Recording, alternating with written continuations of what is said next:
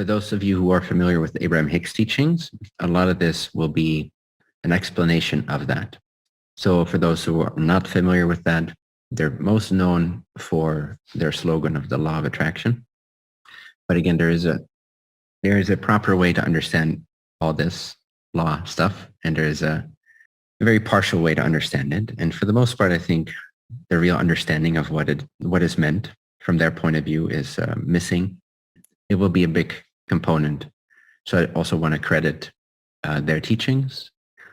So Esther Hicks is the channeler of an entity or group consciousness that calls themselves Abraham. Yeah, and they address certain concepts that, if properly understood, if understood in the true light of things, it can be incredibly powerful, freeing, liberating, and make a lot of sense out of your life, as well as aid and assist us as a group in the manifestation of what I've sort of symbolically been referring to in the last few days as Shambhala. But it's not really a different word than, or it's not really a different concept than No Limit Society, the manifestation of that going forward. Well, let's start with one of the first understandings, to remember that we often forget as we look at the world through our physical senses. Oh, by the way, I'm also going to bridge the whole enlightenment teachings with this particular component of that, and to generate a greater blendedness or non-separation between understanding of what we are beyond the individual and the timeless, eternal aspect of ourselves, which is what enlightenment is mostly focused on. Whereas empowerment, if you will, or expansion, manifestation, and so forth, as well as the individual being in a never-ending process of becoming.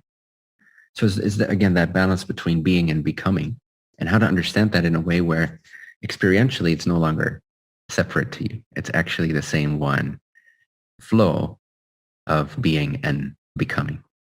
So first of all, everything that we tend to forget this, but everything is based on vibration or frequency.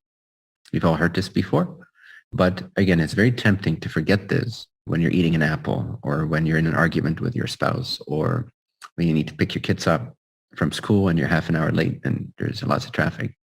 It's challenging to remind ourselves, to really see. We can remind ourselves conceptually, but often we don't even do that, right? But it's another thing to really see it as frequency, to really remember that it is a vibrational game that's being played nonstop, moment to moment, breadcrumb by breadcrumb. So I want us to remember right now and feel into the fact that everything is frequency. Literally everything is, even manifestation is vibration. But manifestation has its roots in, let's say, the causal body. It has a causal plane. First, it has a cause. It has a seed. It has an idea. It has a desire. This desire then translates into the subtle body or the subtle realm, and it becomes thought. It becomes inspiration. It becomes guidance. It becomes signals. It becomes synchronicity. It becomes intuition, and so forth. And then it transfers further into what we call the physical world, the physical plane. Typically, that's what we call manifestation, but really all of these levels are manifestation. From the absolute's point of view, even awareness is a manifestation. Now, it's not manifest in terms of what we see with our physical senses as physical objects. So we tend to not call it materialization or manifestation, but it is. Awareness is the first manifestation of the absolute reality. And then inside of that awareness, there is the infinite possibility, the infinite range of frequencies and vibrations and unique patterns of vibration and unique compositions and equations of vibration. And that's really what we're dealing with.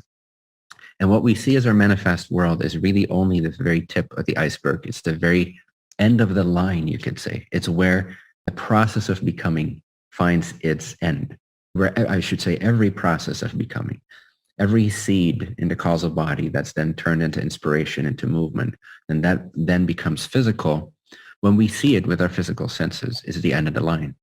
It's as far as that manifestation is going to go. Does this make sense? Just nod your head if it makes sense so far. So we're talking about levels of subtlety, but they're all manifestations, starting with awareness. then the causal body, which has seeds these ideas. They have seeds, ideas, intentions, desires, things you've learned, and so forth. And for most of us, this is very unconscious. Then it transfers into the subtle body, which is typically where it becomes subconscious, or for some of us, it becomes fairly conscious. The more aware we are of our thoughts, of our impressions, of our ideas, of our inspirations, of our feelings, of our emotions, the more you could say we are making the subconscious of the subtle body conscious, just like we're conscious typically. Some people aren't even conscious of that, but of the physical world, right? So it's like that.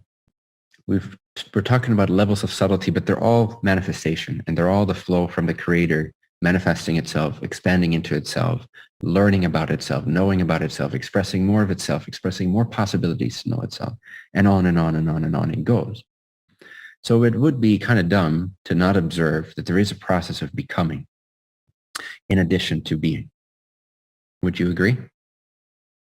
We could ignore that. We could say, okay, it doesn't really exist. And from one point of view, you'd be correct. But from almost every other point of view or level of experience, it would be kind of a denial of what's so obviously happening all the time, which is the process of becoming. So everything is frequency. Your every thought, your every action, your every observation has a vibration to it. And this is subtle. The level of vibration is a subtle level. It's subtler even than your thoughts. Thoughts are still manifestations of your vibrations. And on the level, that's why on the level of thoughts, sometimes it appears like we don't really have free will. Just like we don't really have free will about this pillow over here or this laptop over here. It's already what it appears to be. Thoughts are subtler, but they still have a little bit of that stale quality to them. If you observe your thoughts, you can realize, well, I'm not my thoughts. And it seems sometimes you don't really have any control over what appears in your subtle body, your mental body. However, these are manifestations of your vibration as well. Whatever vibration you are tuned into, if you view yourself as an antenna for a second, your body, your mind as an antenna, like a radio that's tuned into some frequency. And whatever you're tuned into, you are also broadcasting. You're also radiating. There's no way around it. Whatever you're tuned into, whatever you take the shape of, whatever you take the frequency of, whatever you feel, whatever your state of being, morphs itself around. Whatever frequency it is matching, it is then also sending out a point of radiance, which also operates as a point of attraction. So here's kind of where we start getting into the law of attraction, as Abraham calls it. So the idea being that nothing really is assertion-based, but that everything is attraction-based. This is another way of saying you aren't really a doer, but you are a creator, or you are a radiator, or you are an attractor, or you are a being. But through your beingness, depending on what frequency you take on, your radiance, your point of attraction is going to shift. What you're sending out is going to shift. And based on what you're broadcasting, what you're radiating, your dreamscape, your landscape and consciousness is going to reflect that with the subtle body first, and then later on with the physical bodies. When I say body, I also in this case mean the plane, the physical plane. You could say, okay, you have a subtle body and there's a subtle plane of existence. And there's a physical body, but there's also a physical environment or plane of existence, which you call your world, the world of your senses and so forth. All right, so that's the basic sort of understanding conceptually. Now to get into the more important aspects of this. One thing I want to clarify is desire. Who here has experienced a desire arising? And the frequency of that feeling like bliss and feeling like expansion. Raise your hand. Where you have a desire, something happens and it generates a desire. And as soon as you have that desire, it lights you up. It expands you. You feel filled with bliss and with joy. Huh? Have you ever had that? Cool. And who's ever had a desire come up and it comes with contraction and it comes with pain and it comes with craving and it comes with frustration and it comes with perceiving it to not be here? Raise your hand. Right? So often when we talk about desire, that's what we're talking about. But I want to clarify that that's not actually what desire is. So true desire is bliss. It's literally you doing your job as an extension, as an expression of the one infinite creator. For now, you guys can lower the hands That's only if you ask questions. Just raise your physical hand if I'm asking a question for feedback. But for now, I'm not answering questions yet. So the team can lower Anki and Guinea's hand icons. Thank you. So no questions yet. What we often call desires, or when we say, okay, desire is the root of all pain, right? That's one of the spiritual statements, a lot in the Enlightenment teaching. It's really a misunderstanding. And I've addressed this many times before in different ways, where I said desire is not the problem. It's the lack of beliefs. It's the lack of vision. It's the lack of possibility that you project that generates suffering. Desire isn't actually a source of suffering. It's how much we oppose that desire that generates the suffering. So if you have a desire that's unrestricted by thoughts, that's unrestricted by limitation, that's unrestricted by lack beliefs, that's unrestricted by what you believe is possible or not possible, reasonable, not reasonable, doable, not doable, what you believe you're worthy of or not worthy of.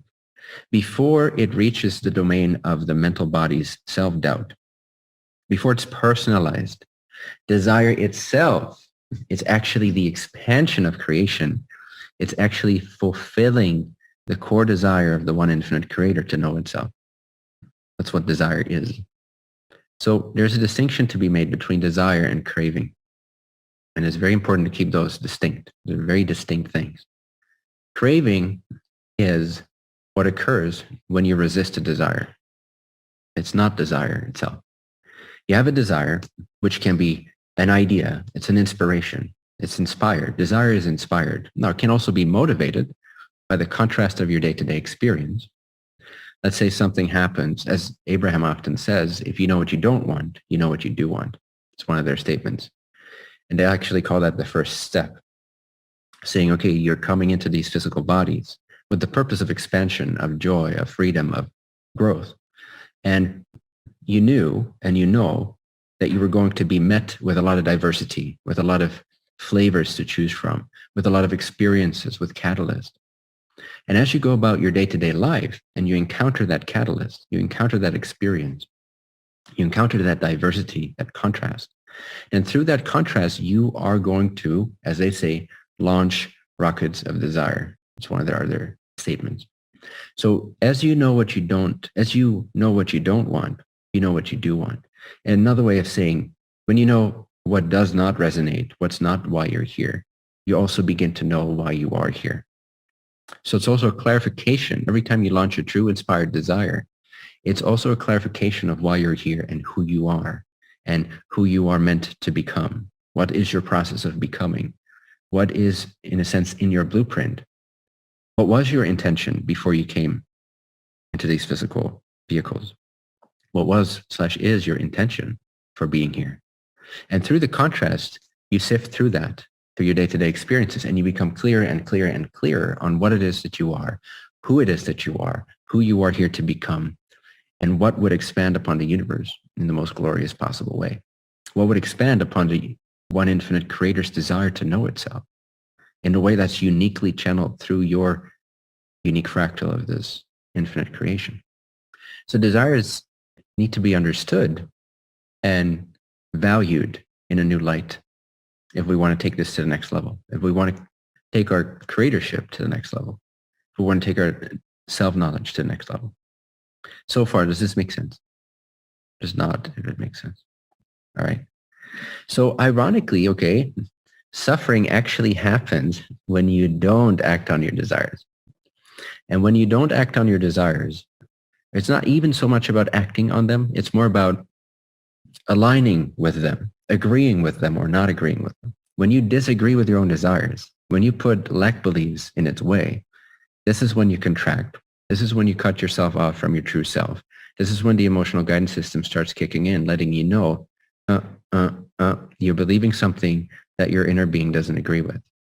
You're agreeing with something, you're perceiving something in a way that God doesn't perceive in that way, and your unique blueprint doesn't match up with in that way. So when you do that, when you contract, which is the result of contradicting yourself, contradicting your own desire for expansion, your own desire for desire, then that contraction leads to emotional suffering, catalyst. And if that is not properly addressed, quickly enough, it turns into frustration, it turns into depression, it turns into cravings. So cravings are desires that you've disagreed with that then turn into cravings. So cravings are like the evil little brother, if you will, or sister of desire. It's because we've distorted desire. So desire plus lack and limitation breeds a whole new category of desire, which would be more accurately called cravings. Does this make sense? When you contradict your inner flow, your own energy, the desire to expand, the desire to create, the desire to know more of who you are, the desire to become, if you contradict this powerful flow that you came here with, that flow powerful enough to give birth to you, if you contradict that with societal ideas, with limiting beliefs, with self-esteem issues, then that's going to produce this stinky little pond of non-flow where you're not in alignment with this ever forward expanding movement of creation. And then the result is you're going to be filled with cravings. Those are distracting. Those are painful. Those are unfulfilled desires. But it really all begins when you contradict what you want, when you mistrust what you desire, when you put into your own pathway ideas of limitation or unworthiness. That's when the emotional guidance system kicks in, doesn't it? Right away.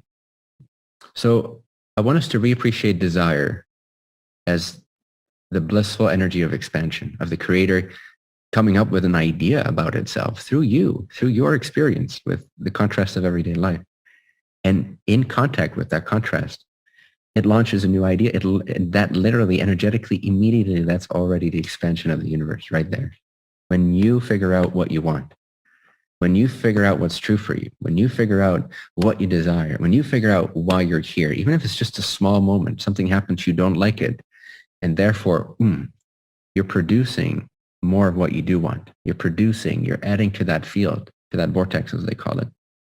The clarity, the statement, the declaration of your expansion. You are expanding through knowing what you don't want, and therefore automatically knowing what you do want, even if it's not fully conscious.